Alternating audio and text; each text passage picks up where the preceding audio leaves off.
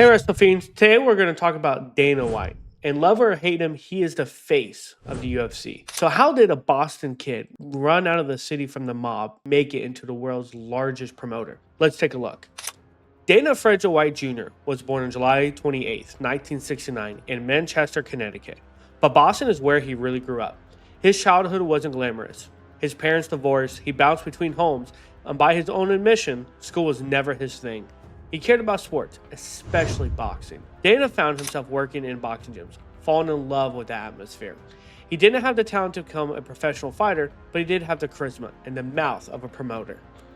Even as a teenager, Dana was organizing small boxing matches and classes, hustling to bring people through the door.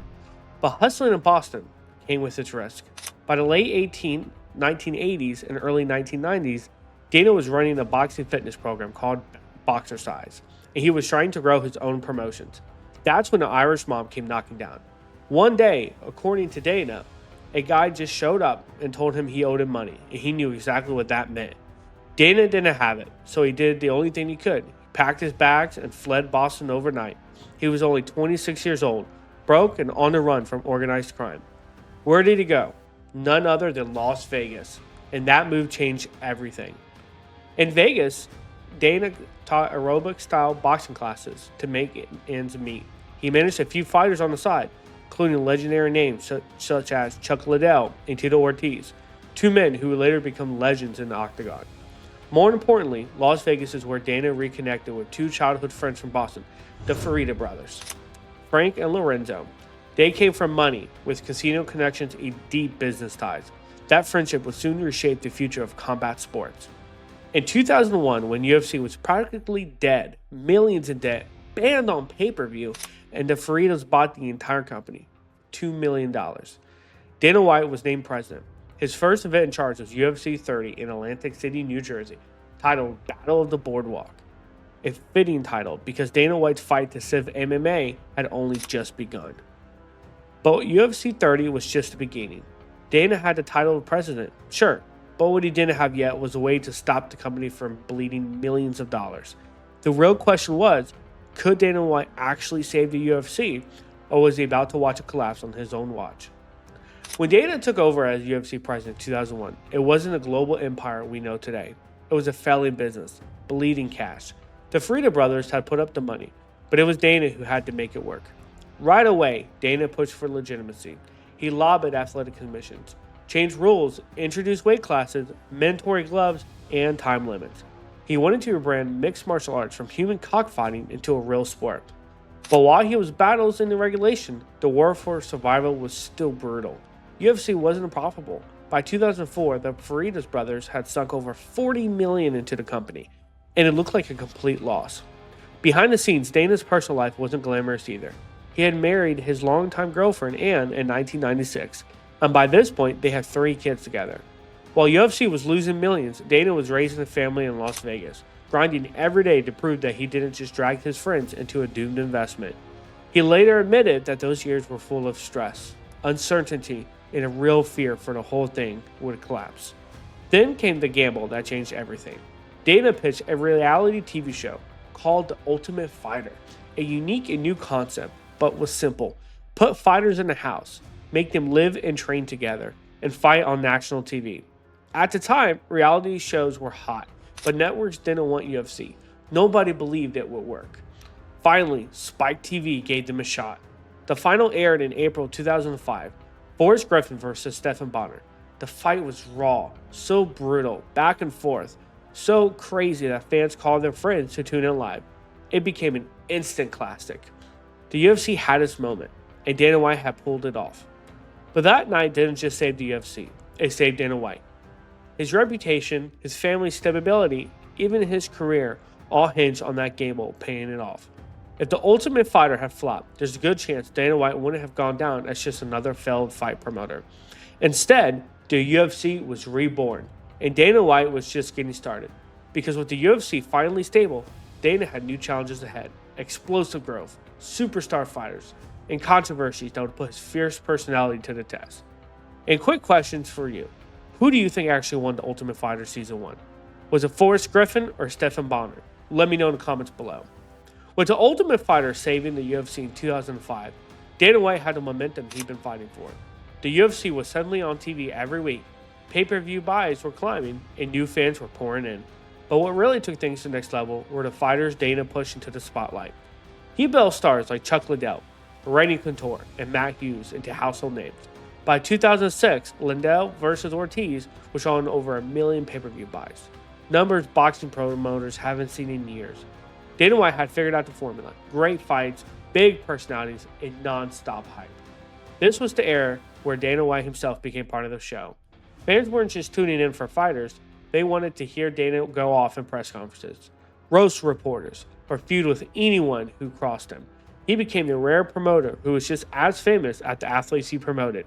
But when fame came criticism, Dana was accused of underpaying fighters, of being too brash, of using foul language, and playing favorites. He didn't care though. If anything, he leaned into it. Dana White wasn't trying to be polished. He was trying to be real. On the personal side, Dana's life was changing fast too.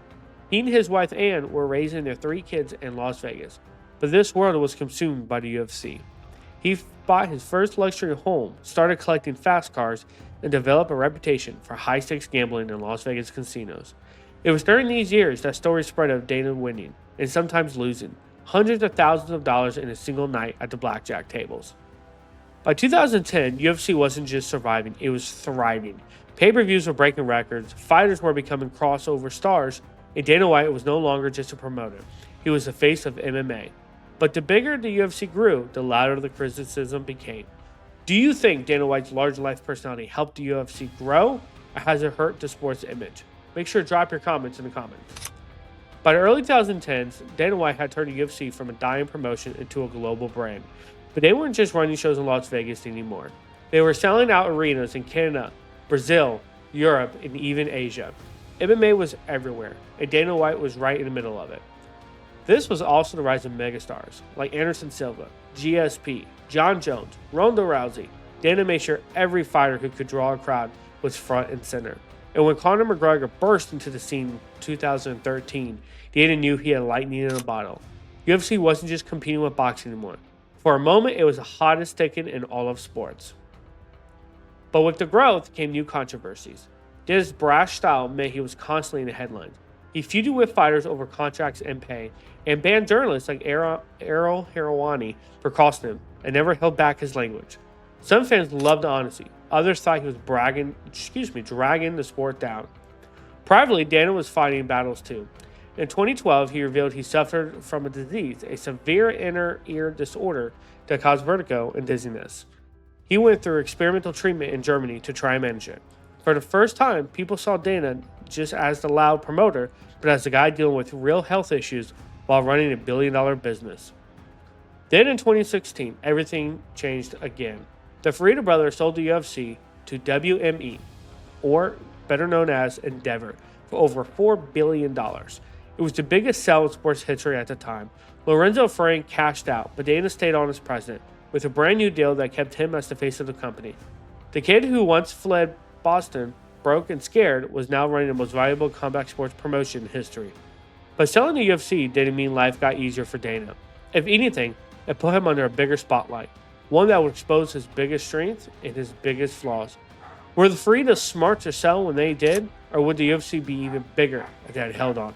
Let me know what you think in the comments below. With the Fertittas gone and Endeavor in charge, many wonder if Dana White would fade in the background. Instead, he became more visible. In 2019, Dana closed the biggest TV deal in UFC history, an exclusive partnership with ESPN. For the first time, every fight card, every highlight, every press conference was mainstream.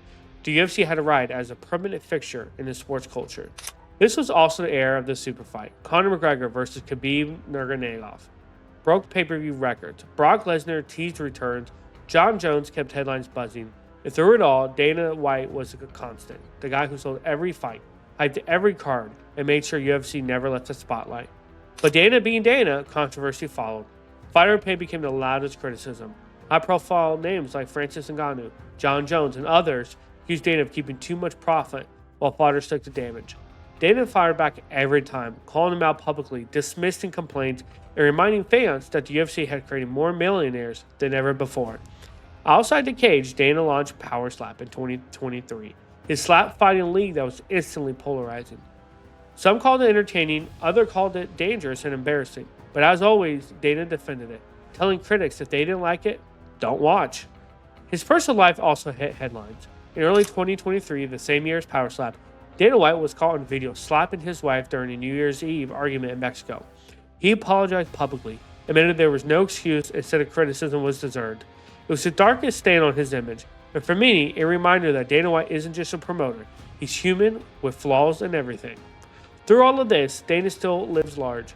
He's known for high stakes blackjack, luxury cars, mansions in Vegas, traveling with his family. But behind the scenes, he works nonstop. Every day, he claims he's never taken a vacation from the UFC, and it shows.